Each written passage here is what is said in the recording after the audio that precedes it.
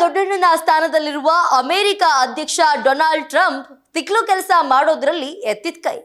ದೇಶಕ್ಕೆ ಆರ್ಥಿಕ ಸ್ಥಿತಿ ಹೆಚ್ಚಿಸಲು ವಿದೇಶಿ ಪದಾರ್ಥಗಳ ಮೇಲೆ ಹೆಚ್ಚುವರಿ ಸುಂಕ ವಿಧಿಸಿದ್ದಾರೆ.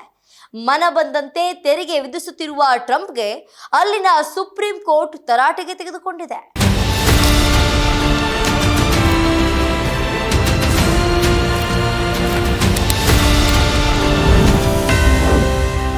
ಡೊನಾಲ್ಡ್ ಟ್ರಂಪ್ ತೆರಿಗೆಗೆ ಸುಪ್ರೀಂ ಕೋರ್ಟ್ ತರಾಟೆ. ವಿದೇಶಿ ಉತ್ಪನ್ನಗಳ ತೆರಿಗೆ ಕಡಿತಗೊಳಿಸುವಂತೆ ತಾಕೀತು. ಅಮೆರಿಕ ಅಧ್ಯಕ್ಷ ಡೊನಾಲ್ಡ್ ಟ್ರಂಪ್ ತಿಕ್ಕಲು ಕೆಲಸ ಮಾಡ್ತಲೇ ಬಂದಿದ್ದಾರೆ. ಬೇರೆ ದೇಶಗಳಿಗೆ ಹೋಲಿಸಿದ್ರೆ ಅಮೆರಿಕದ ಡಾಲರ್ ಮುಂದೆ ಬೇರೆಲ್ಲ ಕರೆನ್ಸಿಗಳು ಕಡಿಮೆ ಇದೆ. ಆದರೂ ಅಮೆರಿಕ ಆರ್ಥಿಕ ಸ್ಥಿತಿ ಸರಿದೂಗಿಸಬೇಕೆಂದು ಬೇರೆ ದೇಶಗಳಿಗೆ ಹೆಚ್ಚುವರಿ ಸುಂಕ ವಿಧಿಸುವ ತಿಕ್ಕಲು ಕೆಲಸಕ್ಕೆ ಟ್ರಂಪ್ ಕೈ ಹಾಕಿದ್ದಾರೆ. ಇಷ್ಟ ಬಂದಂತೆ ತೆರಿಗೆ ವಿಧಿಸುತ್ತಿದ್ದಾರೆ. ಇತ್ತೀಚೆಗಷ್ಟೇ ಚೀನಾ, ಕೆನಡಾ ಸೇರಿ ಹಲವು ದೇಶಗಳ ಉತ್ಪನ್ನಗಳಿಗೆ 50% ತೆರಿಗೆ ಘೋಷಿಸಿತ್ತು. ಭಾರತದ ಉತ್ಪನ್ನಗಳ ಮೇಲೂ ಟ್ರಂಪ್ ಹೆಚ್ಚುವರಿ ಟ್ಯಾಕ್ಸ್ ವಿಧಿಸಿದ್ರು.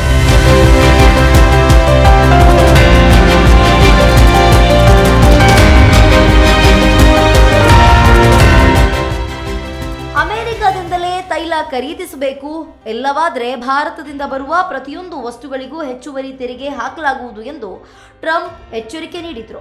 ಅದರಂತೆ ಟ್ಯಾಕ್ಸ್ ವಿಧಿಸಿದ್ರು. ಅಮೆರಿಕದ ಬೆದರಿಕೆಗೆ ಬಗ್ಗದ ಭಾರತ ರಷ್ಯಾದಿಂದಲೇ ತೈಲ ತರಿಸಿಕೊಳ್ಳುವ ಒಪ್ಪಂದಕ್ಕೆ ಸಹಿ ಹಾಕಿತ್ತು. ಇದರ ಬೆನ್ನಲ್ಲೇ ರೊಚ್ಚಿಗೆದ್ದ ಟ್ರಂಪ್ 50% ತೆರಿಗೆ ವಿಧಿಸುವುದಾಗಿ ಘೋಷಿಸಿದ್ರು. ಇದಾದ ಬಳಿಕ ಟ್ರಂಪ್ ಜೊತೆಗಿನ ಮಾತುಕತೆ ಬಳಿಕ ಈಗ ವಿಷಯ ತಣ್ಣಗಾದಂತಿದೆ. ಹೆಚ್ಚುವರಿ ಸುಂಕ ಹಿಂಪಡೆಯುವಂತೆ ಸೂಚನೆ. ಫೆಬ್ರವರಿ 20ರಂದು ಅಮೆರಿಕ ಅಧ್ಯಕ್ಷ ಡೊನಾಲ್ಡ್ ಟ್ರಂಪ್ ಅವರ ಸುಂಕಗಳ ಕುರಿತು ಅಮೆರಿಕದ ಸುಪ್ರೀಂ ಕೋರ್ಟ್ ತನ್ನ ತೀರ್ಪನ್ನ ನೀಡಿತ್ತು. ಪರಸ್ಪರ ಸುಂಕಗಳನ್ನು ವಿಧಿಸುವ ಟ್ರಂಪ್ ಅವರ ನಿರ್ಧಾರವನ್ನು ಅದು ರದ್ದುಗೊಳಿಸಿತ್ತು. ಅಂತಾರಾಷ್ಟ್ರೀಯ ತುರ್ತು ಆರ್ಥಿಕ ಅಧಿಕಾರ ಕಾಯ್ದೆ ಅಡಿಯಲ್ಲಿ ವಿಧಿಸಲಾದ ಜಾಗತಿಕ ಸುಂಕಗಳನ್ನು ನ್ಯಾಯಾಲಯವು ಸಂವಿಧಾನ ಬಾಹಿರವೆಂದು ಘೋಷಿಸಿತ್ತು.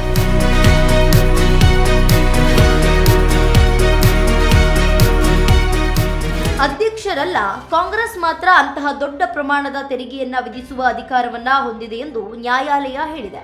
ತನ್ನ 6-3 ತೀರ್ಪಿನಲ್ಲಿ ಟ್ರಂಪ್ ಅವರ ಸುಂಕಗಳನ್ನ ಕಾನೂನು ಬಾಹಿರವೆಂದು ಘೋಷಿಸಿದ ಕೆಳ ನ್ಯಾಯಾಲಯದ ತೀರ್ಪನ್ನು ಯುಎಸ್ ಸುಪ್ರೀಂ ಕೋರ್ಟ್ ಎತ್ತಿ ಹಿಡಿದಿದೆ. ಟ್ರಂಪ್ ಆಡಳಿತವು 2025ರವರೆಗೆ ಬಹುತೇಕ ಎಲ್ಲ ದೇಶಗಳಿಂದ ಆಮದು ಮಾಡಿಕೊಳ್ಳುವ ಮೇಲೆ ಪರಸ್ಪರ ಸುಂಕಗಳನ್ನು ವಿಧಿಸಿತ್ತು. ಇದರಲ್ಲಿ ಚೀನಾದ ಮೇಲೆ 34% ವರೆಗೆ ಮತ್ತು ಇತರ ದೇಶಗಳ ಮೇಲೆ 10% ಮೂಲಕ ಸುಂಕವೂ ಏರಿದೆ. ಹೆಚ್ಚಿನ ಸುಂಕ ಕಾನೂನು ಬಾಹಿರ ಎಂದು ಟೀಕೆ. ಹೆಚ್ಚುವರಿಯಾಗಿ ಫಂಟನಿಲ್ ತಡೆಗಟ್ಟುವಿಕೆಯ ನೆಪದಲ್ಲಿ ಕೆನಡಾ, ಮೆಕ್ಸಿಕೋ ಮತ್ತು ಚೀನಾದ ಕೆಲವು ಸರಕುಗಳ ಮೇಲೆ ಹೆಚ್ಚುವರಿಯಾಗಿ 25% ಸುಂಕವನ್ನ ವಿಧಿಸಲಾಯಿತು. ನ್ಯಾಯಾಲಯವು ಈ ಸುಂಕಗಳಲ್ಲಿ ಹೆಚ್ಚಿನದನ್ನು ಕಾನೂನು ಬಾಹಿರವೆಂದು ಘೋಷಿಸಿತ್ತು. ಅದ್ಯಾಗೋ ಉಕ್ಕು ಮತ್ತು ಅಲ್ಯೂಮಿನಿಯಂನಂತಹ ಕೆಲವು ಸುಂಕಗಳು ಇತರ ಕಾನೂನುಗಳ ಅಡಿಯಲ್ಲಿ ರಾಷ್ಟ್ರೀಯ ಭದ್ರತೆಗೆ ಸಂಬಂಧಿಸಿದ ಜಾರಿಯಲ್ಲಿರುತ್ತವೆ.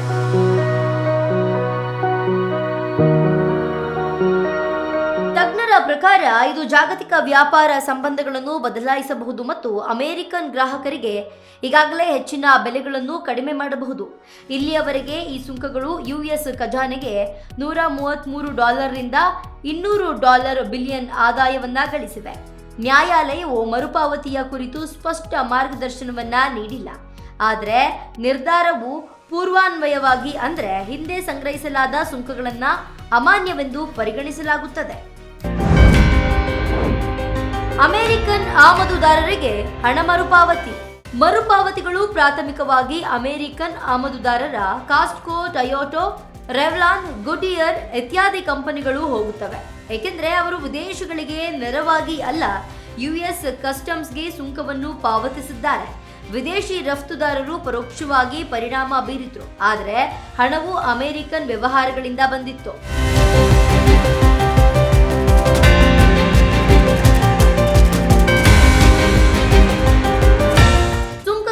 ಕಾನೂನು ಬಾಹಿರವೆಂದು ಕಂಡು ಬಂದ್ರೆ ಬಡ್ಡಿಯೊಂದಿಗೆ ಮರುಪಾವತಿಯನ್ನ ನೀಡಲಾಗುವುದು ಎಂದು ಟ್ರಂಪ್ ಆಡಳಿತ ಅಧಿಕಾರಿಗಳು ಈಗಾಗಲೇ ಹೇಳಿದ್ದಾರೆ.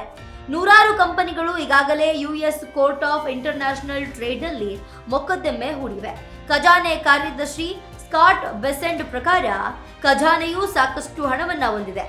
ಆದರೆ ಮರುಪಾವತಿ ಪ್ರಕ್ರಿಯೆಯು ಸಂಕೀರ್ಣವಾಗಿರುತ್ತದೆ ಮತ್ತು ವಾರಗಳು, ತಿಂಗಳುಗಳು ಅಥವಾ 1 ವರ್ಷ ತೆಗೆದುಕೊಳ್ಳಬಹುದು. ಮರುಪಾವತಿಗಳು ಸ್ವಯಂ ಚಾಲಿತವಾಗಿರುವುದಿಲ್ಲ. ಆಮದುದಾರರು ಹಕ್ಕುಗಳನ್ನ ಸಲ್ಲಿಸಬೇಕಾಗ್ತದೆ. ಸುಪ್ರೀಂ ಕೋರ್ಟ್ ತೀರ್ಪಿನ ಬಳಿಕ ಟ್ರಂಪ್ ಆಡಳಿತ ಹೊಸ ಆದೇಶ ಹೊರಡಿಸಿದ್ದು, ಅಮೆರಿಕಕ್ಕೆ ಆಮದು ಆಗುವ ವಸ್ತುಗಳ ಮೇಲೆ ಶೇಕಡ 10% ಸುಂಕ ವಿಧಿಸಿದೆ. ಈ ಹೊಸ ಸುಂಕ ಫೆಬ್ರವರಿ 24ರಿಂದ 150 ದಿನಗಳ ಕಾಲ ಜಾರಿಯಲ್ಲಿರಲಿದೆ ಎಂದು ಶ್ವೇತಭವನ ಮಾಹಿತಿ ನೀಡಿದೆ. ಆದರೆ ಔಷಧಿ ಸೇರಿದಂತೆ ಕೆಲವು ವಲಯಗಳಿಗೆ ವಿನಾಯಿತಿ ಮುಂದುವರಿಯಲಿದೆ. ಇತ್ತೀಚೆಗೆ ಭಾರತ ಮತ್ತು ಅಮೆರಿಕ ಮಧ್ಯಂತರ ವ್ಯಾಪಾರ ಒಪ್ಪಂದ ಘೋಷಿಸಿವೆ.